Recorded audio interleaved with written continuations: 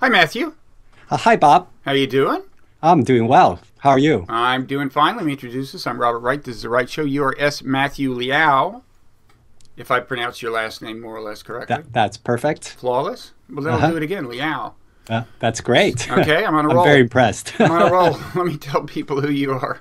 You're the Arthur Zitron Chair of Bioethics at NYU, and also the director of the Center for Bioethics there, and an affiliated professor in the Department of Philosophy there. hmm You are, I think, are you still editor-in-chief of the Journal of Moral Philosophy? Yeah, yes, I am. And you also edited a book called Moral Brains, The Neuroscience of Morality. That's And correct. wrote a book called The Right to be Loved. Both of those are published by Oxford University Press. I want to get around to talking about the right to be loved, because I would love to think that I have a right to be loved. But I want to start out with some of the more Brave New World-ish aspects of your work. You have been unafraid of peering into the future, sometimes the nearer future than we realize, I think, and looking at some of the stranger things we may wind up doing via biotechnology, including, genetic engineering, but also including what you call neurotechnology, which could involve things like choosing which memories to keep. Why don't we start out with genetic engineering and a pretty novel proposal I heard you float in one of your talks that has to do with, as I understand it, addressing climate change via the human genome, you might say, right? That's right. So talk to us a little about what the idea is here. So climate change is one of the biggest problems that we face today, and there doesn't seem to be any immediate solutions. So people have tried, people have suggested behavioral solutions, recycling more, driving less. They've suggested market solutions, carbon taxation, emissions trading, and some people are even suggesting something called geoengineering. And this is this large-scale manipulation of the Earth. So, for example, spraying sulfate aerosols into the ozone layer in order to increase the reflectivity of the planet, or fertilizing the ocean with iron in order to increase its carbon sink absorbing capacity. But the problem with all these technologies is that take behavioral solutions. It just doesn't seem like it's going to be enough to get the job done. With respect to the market solutions, there's evidence that the Kyoto Agreement hasn't really done that much, and the U.S. seems to be backing out of the Paris Agreement, for example. And the geoengineering, it could, at least in theory, have that effect to be able to help with climate change. But the problem is that it's such a large-scale manipulation that it could end up destroying, for example, the ozone layer if we spray sulfur aerosols, or destroying all forms of marine life. So in that context, I wanted to suggest a different kind of solution, one that just hasn't been considered before. And it's this human engineering, which involves biomedical modification of human beings in order to allow them to mitigate or adapt to the effects of climate change. And this is not something that would be mandatory, right? This would be a matter of individual choice, I gather. Absolutely. So the way it's a liberal form of human engineering, so it should be consensual. The goal, what we're trying to aim for, is something called win-win solutions. So think of iPhones. I have an iPhone. You probably have a smartphone of some sort. Nobody forced me to buy an iPhone. People queue up. They line up. Even before it was released in order to get the iPhone. And why is that? It's because the technology it's so good that it improves our well-being, such that everybody wants them. And so we're looking for technologies that are kind of like that, where it would sort of greatly improve human well-being and at the same time have an effect on climate change. So something that would be so appealing that people would want to do it. That's right. And would somehow abate the climate change problem. That's right. Okay. Let's hear it. Okay. So, well, I mean, I'm going to start with very science fiction-y example, and I'll go back to some more realistic examples. But I want to start out with the science fiction example to give an example of the space where we want to aim at. So take, for example, so I'm about to go to Chicago tomorrow, and I'll fly. And when people fly at night, you'll see that all this light is sort of, there's so much light in the world that's sort of turned on at night. And that's a lot of energy consumption and use, right? Mm-hmm. Now, it turns out that cats can see just as well as we can during the day, but they can see about 7 times better than we can at night. Mm. And so imagine if we can have cat eye like eyes. So we could globally dim the energy consumption by 7-fold, for example, or something close to it. And that would have a huge effect on the environment. But if you were like the first person, if you were like an early adopter of cat eyes, you would not get like blown away by how much light there was when you walked? I mean, I guess cat's eyes are very good at adapting to the immediately to the circumstance. That's right. That's right. So we're aiming for this sort of Pareto optimal. We need to have just as good of the vision during the day, but better vision at night. And you would want this if you could have it, I guess, because then you wouldn't have to worry about ever feeling afraid in the dark, because basically there would be no dark. I mean, you would always be able to see. That's right. You'll be able to see really well. I mean, okay, you can sign me up. I'm on board. Are you? How far away is this particular thing before we move on to some of your other visionary ideas? Yeah, so it turns out that eyes, I think there are about sort of 500 some genes that are involved in sort of with respect to vision, night vision. I mean, they're sort of, we already know that it can happen with cats, you know. So, and then there are also other animals, they're primates that have night vision. And so presumably we can study and presumably there's a genetic basis for that vision. It's not something that you develop. All the primates of a particular species have them. So presumably it's a genetic thing that we're looking for. And so if we start to research in this area, this is something that could improve everybody's well-being and at the same time have an effect on the climate. Okay. Yeah. So I can see the logic there.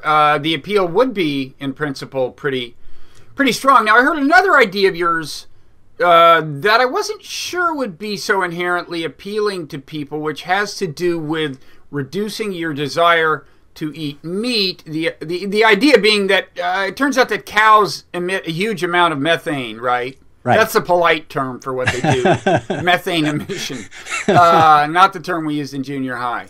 But right. And that's a big that makes a big contribution to global warming. So if we could reduce our appetite for meat, right. Among the benefits, including various animal welfare related benefits, would be to do something to help solve the global warming problem. But how would this work, and why would I sign up for this? Yeah, so there's some people who just love their red meat, right? And so this proposal won't do anything for them. They're just, we're not going to be able to persuade them. And there are other people who are already vegetarian, so they're already on board and they're already helping the planet. But there's sort of in between this group people who feel like they should do something about the climate. They should reduce their meat consumption, but they just love the taste of eating red meat, and they find it so irresistible. They just can't give it up, right? Mm-hmm. And we can see that. I have vegetarians. I have vegetarian friends who will go out and eat roadkills, for example, because they think, well, really? I didn't know about this subculture. Yes. Is this like a thriving subculture? You go around and look for... I don't know if it's thriving, but I've definitely known a couple of people who have eaten roadkills, on the ground that, the animal's already dead. Yeah. No harm done. Yeah, no harm's been done. There are other vegetarians who will go out with their non-vegetarian friends and they'll eat their leftovers, right? Because it's already been cooked. It's going to be thrown away. No harm done. It's sort of... although you could argue that encourages them to overorder in the future. But let's not get into the fine-grained microeconomic incentives here. That's right. That's right. So the idea is that, it turns out that, all of us, each of each of us have some sort of allergic reactions, or at least some of us have some allergic reactions to certain things. So, for example, I'm allergic to milk. My cousin's allergic to crayfish. And so I really have to reduce my consumption of milk. And it turns out that, so the general idea is that, well, imagine that if we can kind of induce, sort of pharmacologically induce some sort of intolerance to certain kinds of meat, take their proteins and, produce something such that our body reacts to them in some sort of aversive way. That'll allow us to, I mean, very quickly, we're going to, reduce our consumption of meat. And there's actually a scientific basis for this. So there's something called the Lone Star tick. And what that tick does is that when it bites you, it injects alpha-gal sugar into your bloodstream.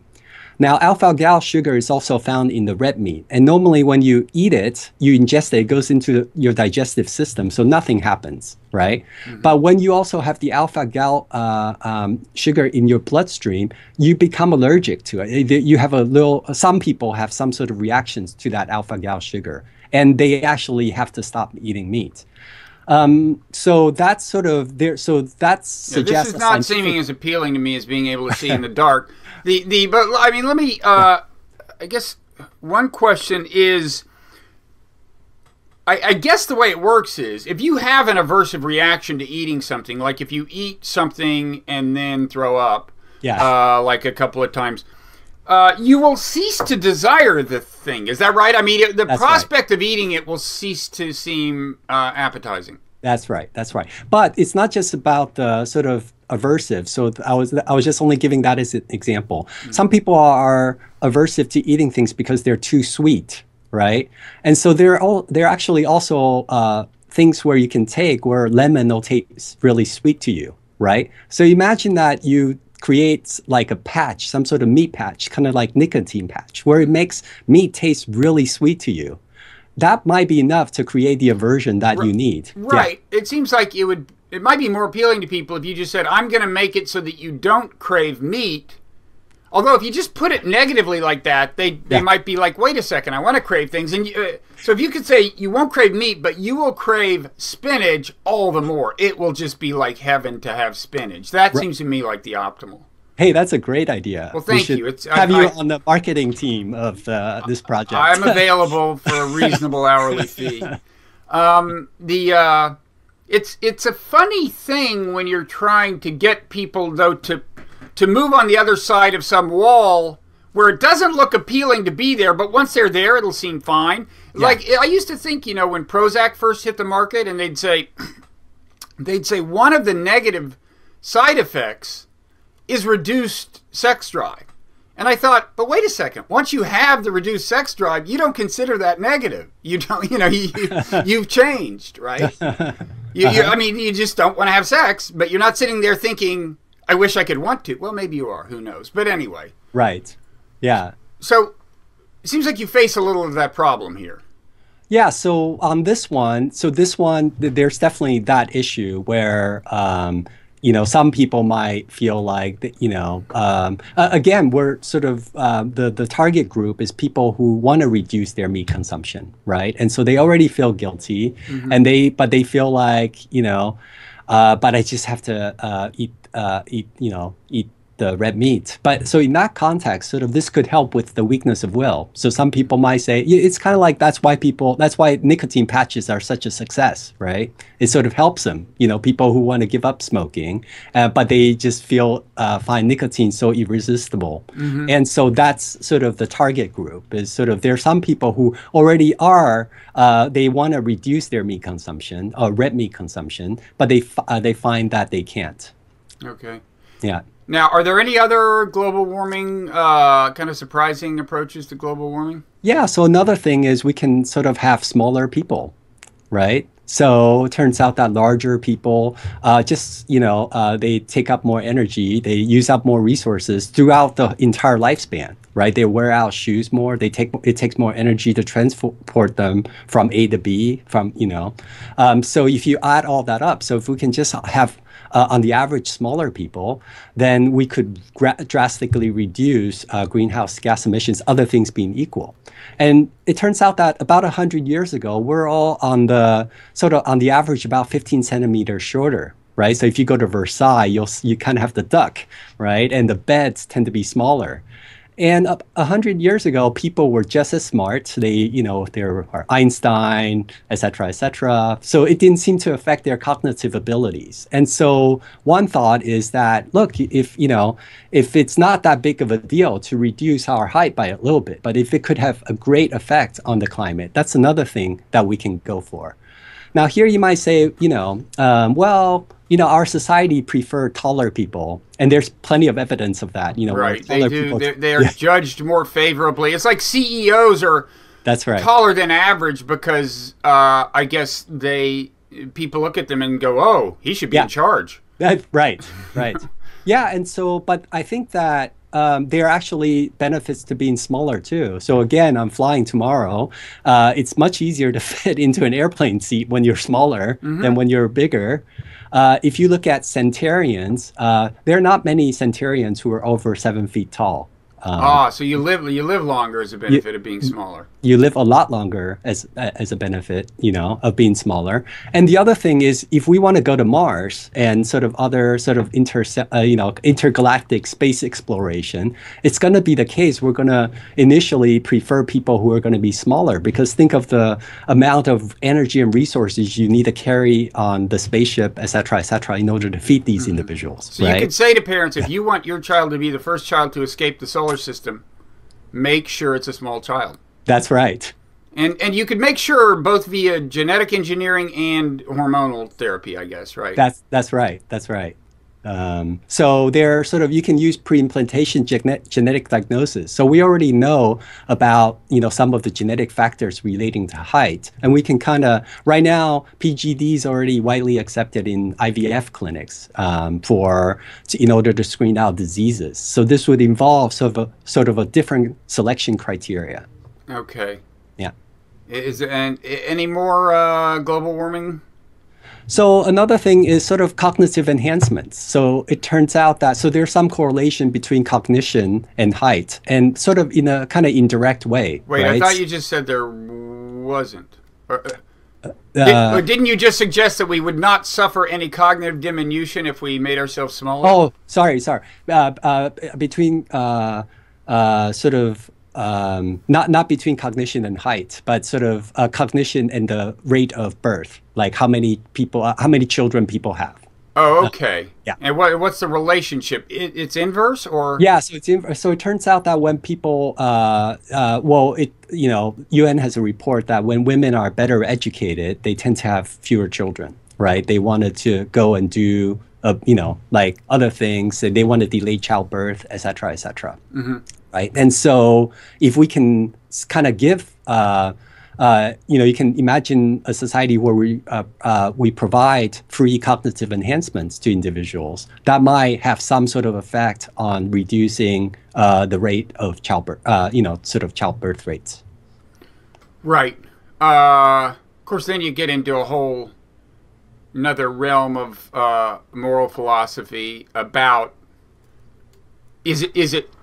about the relative virtues of having different sizes of populations. Like on the one hand, more people put more stress on the planet. On the other hand, presumably there's something good about having a human being exist. Otherwise, what would the point be? So that's right. There's that argument for more, and like, who are we to constrain the future supply of people? And there's all those kinds of issues.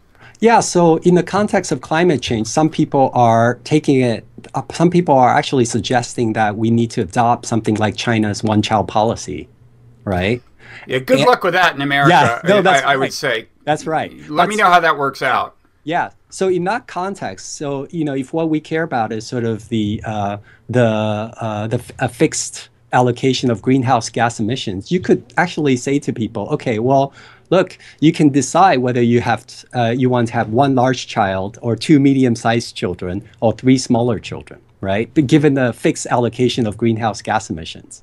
So in that way, it's actually more liberty enhancing, and you could still meet the idea of diversity. If the alternative is a strict one-child policy, it's That's liberty right. enhancing. But I got to say, I don't see that happening in the United States anytime soon. In fact, China has relaxed that policy, right? Yeah. Well, they were actually advocating it in the UK. UK was sort of there were two doctors who were suggesting that each Briton should only have 2 children. And then there's this philosopher, Sarah Conley, who has written a book called One Child, where she was sort of advocating for something like one-child policy.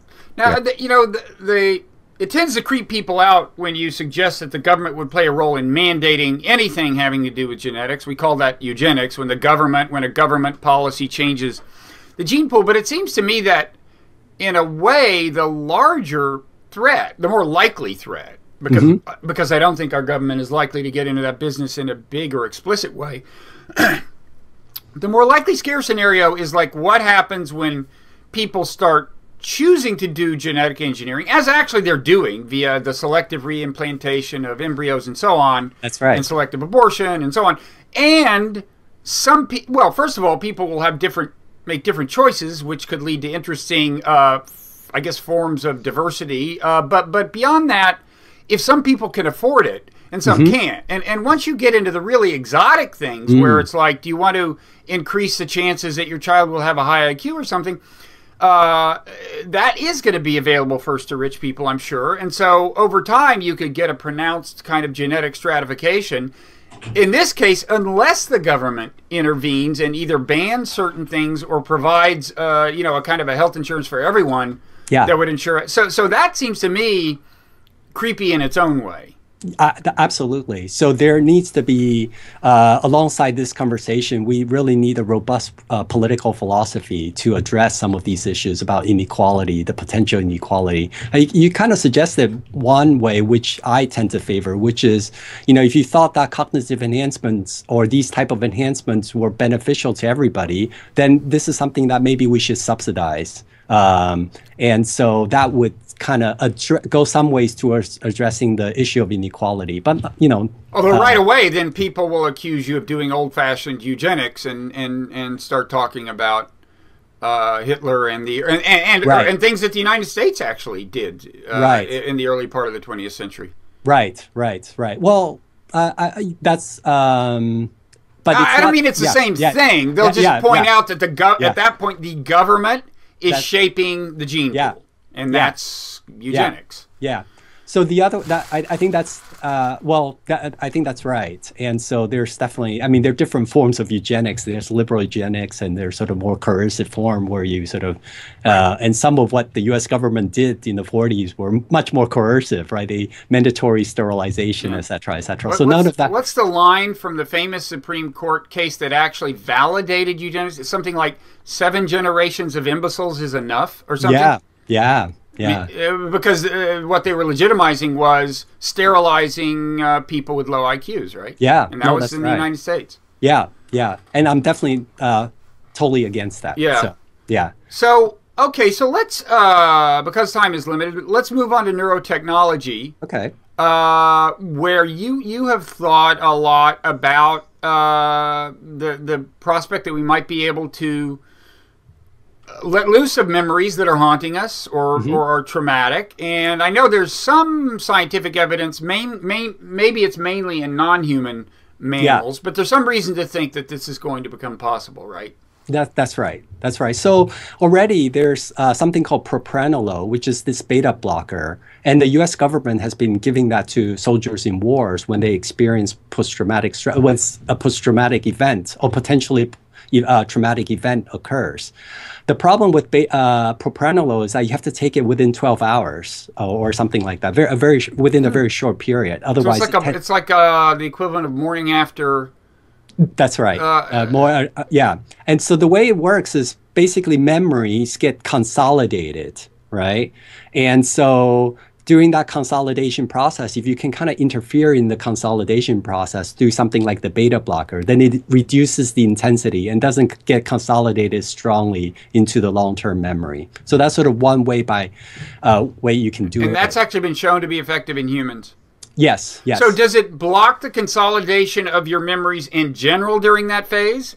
Yes, yes. It blocks sort of more the emotional intensity. Beta blocker actually reduces the emotional intensity. So Well, what it does is, those are yeah, the kinds of things we remember, right? I mean, yeah, it's the memories with the strongest emotional content, that's right. positive or negative, that That's stick right. with us. So it That's right. basically reduces the emotional valence That's right. Exactly. of stuff you would remember in general for a particular during this day or something. That's right. That's right.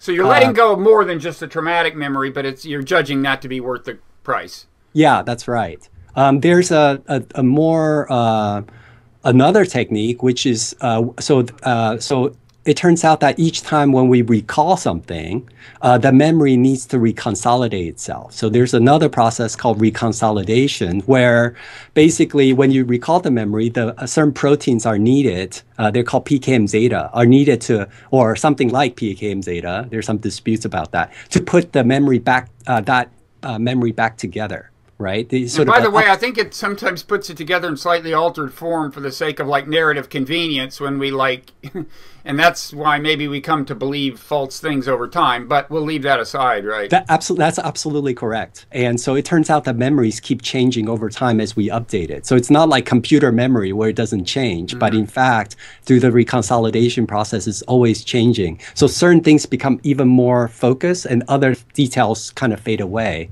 And so scientists have thought that maybe you can interfere in that process where so it's for specific recall. So if it requires some sort of protein, then if you use some sort of, if you block that protein, then you can block that memory from reforming. And they found that to work in mice, for example. There's some sort of... So the memory weakens over time.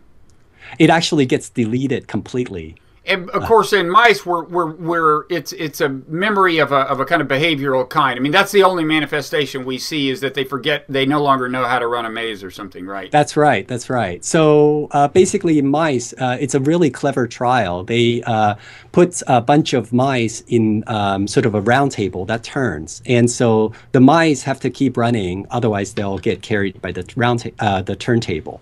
And then there's a zone, a shock zone, where the mice they get shocked, and it shows up on the video as sort of red. And so now you have the control in the experimental mice. So in the experimental mice, they give the mice this thing called zip, and so now they put the control mice back into this turntable, and you'll see them actively avoiding that red zone. Now they've turned off the shock. Right? So they were shocking the mice as they go through the red. And so the control mice continue to avoid the red zone.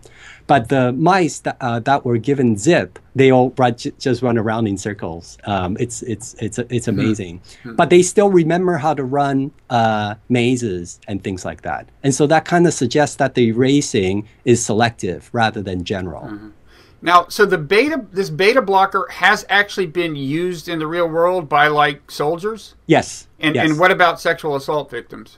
I think so as well. Actually, they've given. I'm pretty sure that they've given that to sexual assault victims as well. And do people raise ethical questions about these kinds of things, like wait, war is bad. People should know it's bad, or any questions like that? Yeah, definitely. I mean, that's one of the biggest objections to these type of technologies is that, we want people to remember that war is bad so that we don't do it again, or we are more reluctant. If soldiers are coming back and they don't remember all the bad things, then we might be sort of more willing to go to war. And with respect to victims of sexual trauma, there's an issue about, if they want to testify, then maybe they, some people have, said that they shouldn't take these type of things because then it could alter their memories. They become unreliable witnesses, for example. Well, and they could become less inclined to pursue the case. That's right. Because it doesn't seem as bad as it would have. That's right. That's right. So there's sort of definitely two sides. And as for war, there's a pretty different but ethical question raised when you give soldiers medication in advance of battle. I mean, I was just actually hearing this guy talk about how much amphetamine was pumped into German soldiers in World War II, but not only German soldiers, also Allied soldiers. And I know that I suspect that prescriptions of SSRIs are fairly liberal on the battlefield. I don't know for a fact, but that alters your assessment of risk. That alters, whether you expose yourself to more or less risk. You can get people killed with all these kinds of drugs. That's right. Is much attention being given to this? Yeah, I mean, actually, some of the soldiers are giving this drug called modafinil. So modafinil is for narcolepsy. It's basically people who fall asleep a lot. But for normal subjects, it turns out that they can stay awake for much longer without feeling tired. So the U.S. government is giving modafinil to pilots so that they can go on 17, 18-hour missions without being tired. And so that's sort of one of the use that, definitely soldiers have been taking modafinil.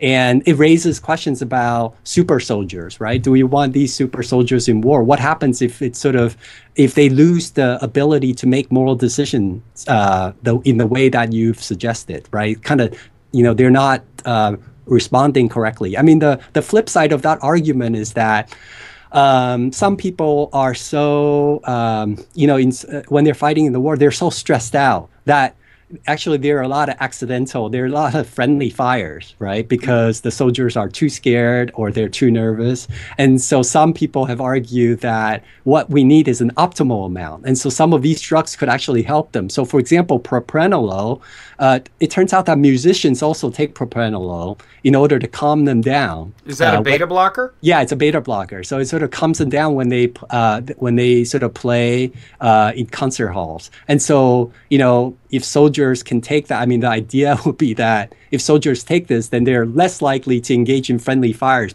just like accidentally, shoot people. Yeah, but they're also less likely to stay out of harm's way, probably. That's right. That's right. And so it's kind of a balance, a risk assessment of how much does it help the soldier and how much does it, harm the unit, the soldier themselves and the unit, et cetera, et cetera. Mm-hmm. And then there's a big problem about just coercion in the military.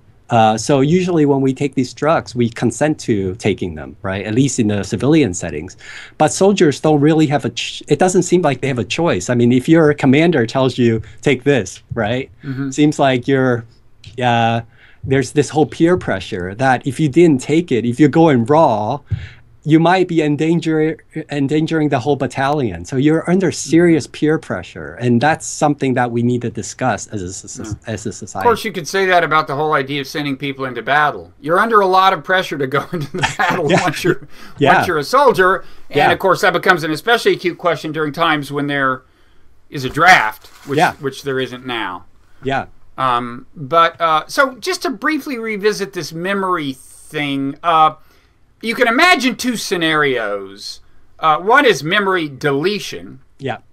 The other is you preserve the memory, but actually change its affective dimension so that what was going to be a sad or traumatic memory becomes a happy memory. Now, one thing I'm gathering is that the line between those is not as clear as you might think because, as you suggested, to dilute I guess it's one thing to dilute the affect. It's another thing to change the affect without diminishing the intensity of the affect. Just change it from negative to positive. Yeah. If you dilute the affect, you are then making the memory less strong over time. Yeah. But are people starting to talk about actually just flipping things? So you have a strong negative association with some memory. Yeah. And you develop. And they flip it, and now it's a strongly positive memory. Yeah, so there's something called optogenetics. They did that in mice, where they sort of train these genetically modified mice, and then they can use light to switch certain genes on and certain genes off.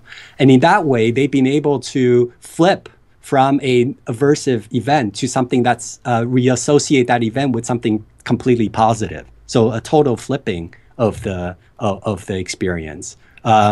I mean, we're still very far away from doing that in humans. You need to have genetically modified humans in order to do that. But, it's been shown at least there's some evidence in the mice model. Yeah. And you can see pros and cons there, too. I mean, there are people who they go, you give a talk and you think, oh, that was a disaster. And it really wasn't. It was fine. Right. So you're just as well thinking positively of it. On the other hand, sometimes you are a bad public speaker, and the sooner you realize that, the better. You shouldn't keep showing up for places where there's like no audience. Right. So I guess, you know, all these things are kind of double-edged. No, that's right. That's right. So before we move on to the right to be loved, any other exotic scenarios we should keep in mind in the neurotechnology realm?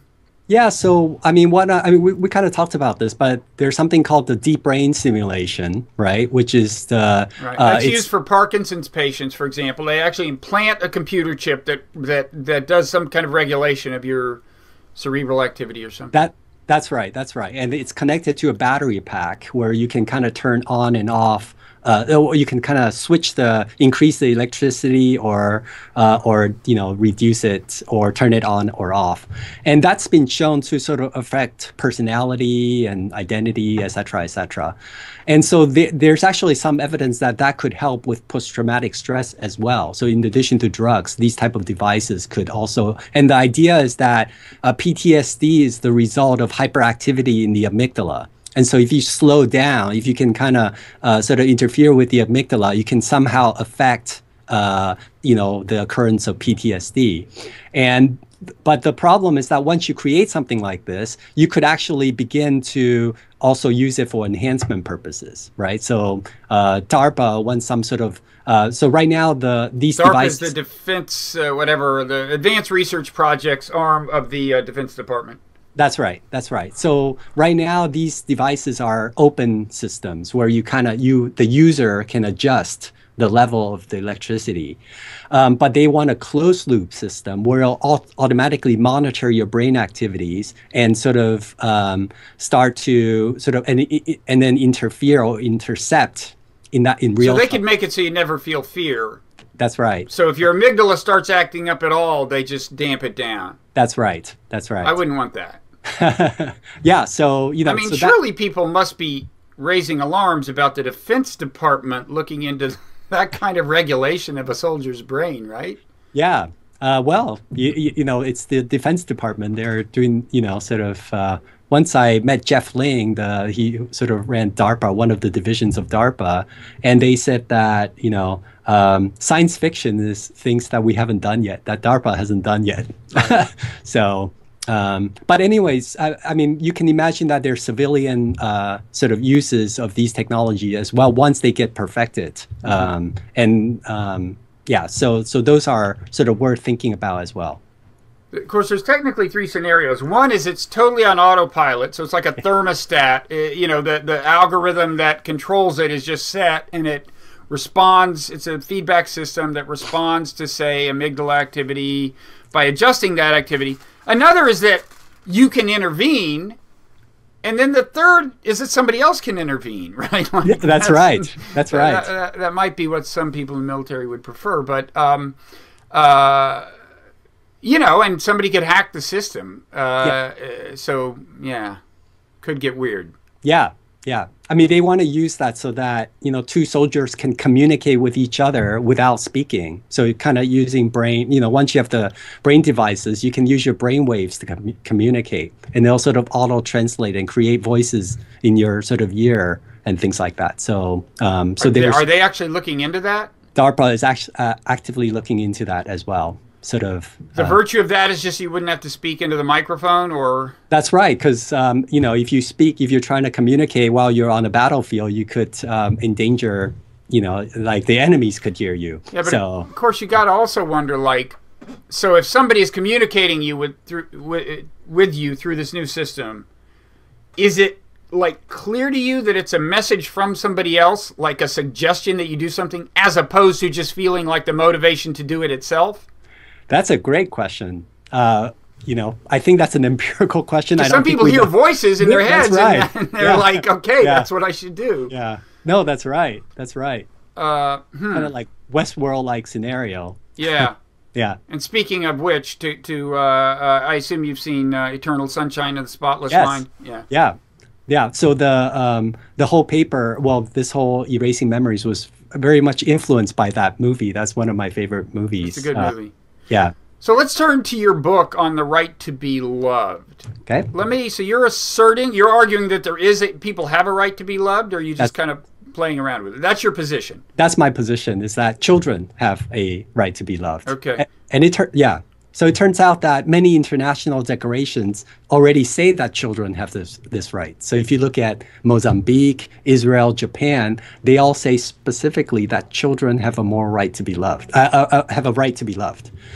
But philosophically speaking, it's quite interesting. How do you go about justifying this right? Can you have love as a matter of right? Mm-hmm. Right? Who has the corresponding duty, et cetera, et cetera? Okay, so there are a couple of basic different kinds of arguments in moral philosophy. One is a consequentialist argument, where you argue on behalf of something, like a right to have something, for example, or the rightness or wrongness of some behavior. You argue for that on the grounds of the consequences that will ensue if you make it a right. So you could just, the purely consequentialist argument would just be children will grow up happier and healthier. That would be a consequentialist argument. And then there's other arguments. I guess deontological is a term for a lot of them. I've never understood exactly literally what that term means, but broadly speaking, what kind of argument is yours? So it's a kind of consequentialist argument in that respect. It's sort of basically, I claim that all human beings have a right to what I call the fundamental conditions for pursuing a good life. And it turns out that being loved for children is such a fundamental condition. They just won't be able to grow up developing the requisite social, emotional, physical capacities and cognitive capacities if they weren't loved. There's plenty of evidence of that. And so that's sort of the basis for thinking why they have a right to be loved. Mm-hmm. Yeah. Okay. Of course there is such thing as too much love, but I guess that's a separate matter. Or overly indulgent love. Yeah. And there also, it seems like there are a lot of people who are, in some sense, very successful, who have horrible childhoods, seem maybe not to have been loved. I mean, maybe this is not the most inspiring example, but Saddam Hussein was an orphan. Right. Aren't there a lot of high achieving people who seem to have had horrible childhoods, not especially rich with parental love? That's right. Yeah, so the argument, so I say consequentialist, I was being too quick. It's more, my view is actually slightly different. So I focus not so much on the outcome, which is sort of whether people can have a good life or not, but whether they have the fundamental conditions or capacities to be able to pursue those things. And that you can have the fundamental capacities, but then die the next day in an airplane crash. And so that just having the fundamental conditions doesn't guarantee the good outcome, or, et cetera, et cetera. But what we have a right to, I claim, are the fundamental, for example, the fundamental capacities. And so that's going to be true even for for these high achieving individuals. They got lucky that they were able to sort of do all these things in spite of the fact that they didn't have these fundamental capacities. But that's not the reason why they have a right to these fundamental capacities. Yeah. Okay. So yeah. So another thing about rights is the question of what do you do if everyone accepts that a right exists? What do you do? Now, a lot of certain kinds of rights, the government in principle can ensure the respect of. So if you say there's a right to health care, well, in principle, the government can provide health care. Yeah. And then there's also rights where what the government can do is keep people from impeding them. So if I have the right to walk down the sidewalk without getting assaulted, the government can protect that right for me. But what do you do with something like the right to be loved if somebody has parents who are just not loving, or, I guess, well, you tell me. I mean, you probably thought about the problem of actually operationalizing a right to be loved. Yeah. So I sort of, in the book, I suggested a couple of things that we could do. So things like, so a lot of it are going to be providing the background conditions so that the parents can deliver this love more readily. So, for example, better childcare arrangements, for example, and then another thing is maybe basic parenting education. So that's something that we could do in high school for everybody. So that's sort of something that I suggested. Another might be it has implications for our duty to adopt children around the world. So some people actually say that we have a duty to adopt based on the Peter Singer's type of easy rescue argument, right? It would be really, if you're going to have children anyways, then you should adopt a child because, you're already ready to put in those costs towards having a child. So you should adopt rather than have your own children. And what I say in the book is that actually that's not the best argument because those children, usually they're talking about very young children who sort of newborn babies. And there's a huge queue for these type of babies. So in Italy, for example, for every one baby, there are 15 couples waiting to adopt a newborn.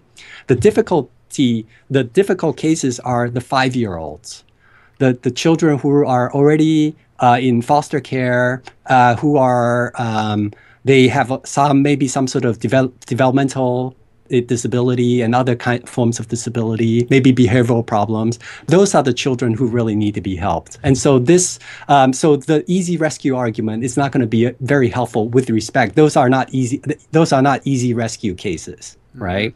And so we really need to think about how we can help these particular children.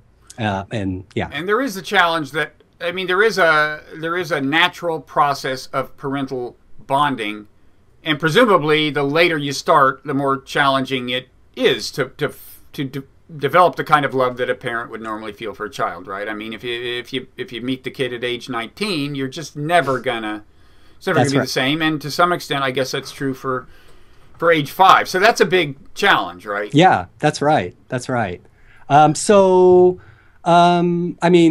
in the book, but in a different paper, I actually talk about something called parental love pills because we're talking about. I was about to ask about that. Oh, right. Yeah. And so basically, this is, again, similar to the idea of the human engineering stuff, where there's some parents who want to love their children, but they couldn't. They just don't feel the love for various reasons. Maybe it's postpartum depression or something like that.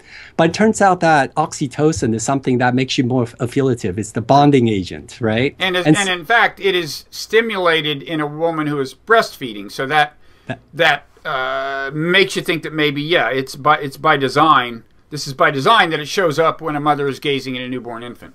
That's right. That's right. But by natural selection's design. Yeah.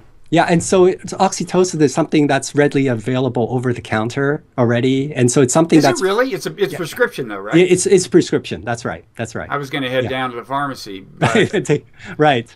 But it's basically it's safety profile. It's pretty safe, and so you can imagine that we can assist parents who they for some reason they're not filling up to it, in terms of feeling the kind of love that they know that the child needs, but they just can't feel it. So in those cases, we can also help them out. What is it used for? What is it prescribed for?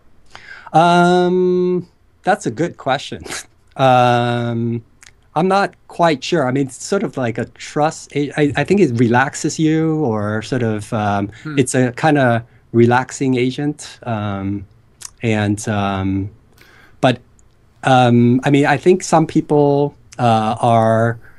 I would guess that it's sort of has. It helps you to be more trust. Right. It is said to have been. I think there's been some. Yeah. Lately, some pushback on these original findings that it's conducive to trust in behavioral economics games, but that's the general overall sense I've gotten. But I'm just wondering, generally doctors don't prescribe things so that you will trust people more. So I'm just wondering what the actual on-label use of that is. Are there also some drugs that increase oxytocin level?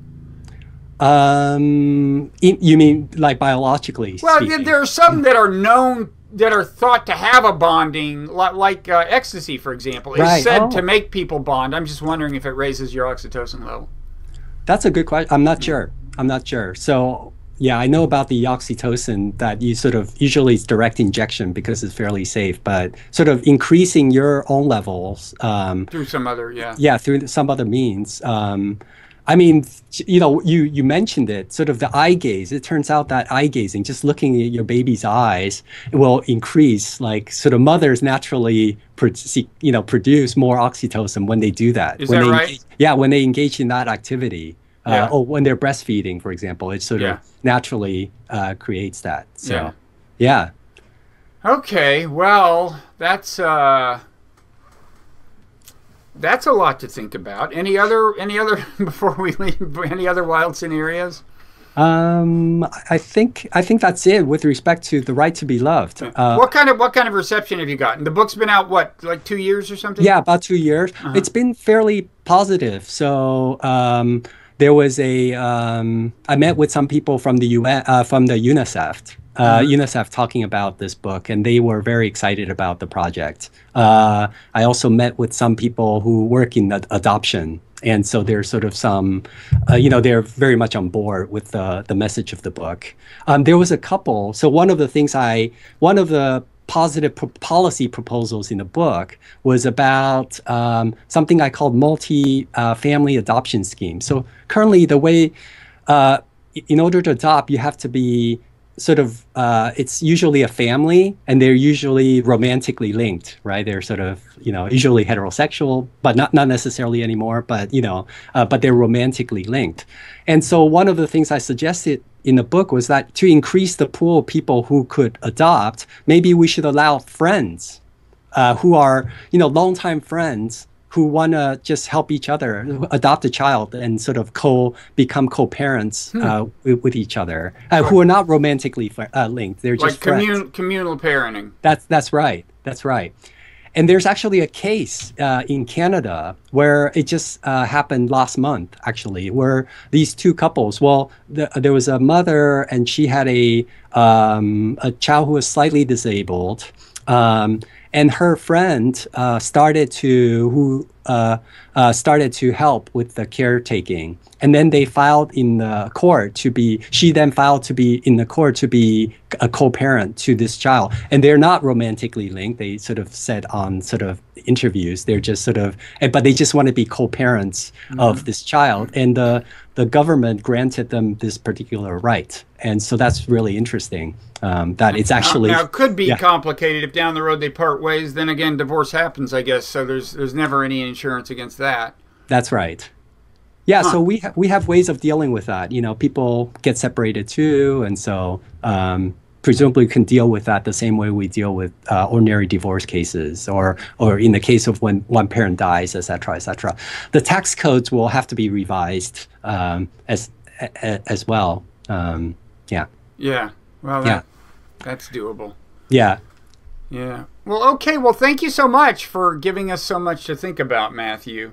Well, thank you, Bob. This has been really fun. Great questions. Well, I really enjoyed the answers. And the book is The Right to be Loved. And then also the book you edited, Moral Brains, The Neuroscience of Morality, which includes a lot of stuff we didn't talk about. Papers written by other authors about things we didn't have a chance to talk about.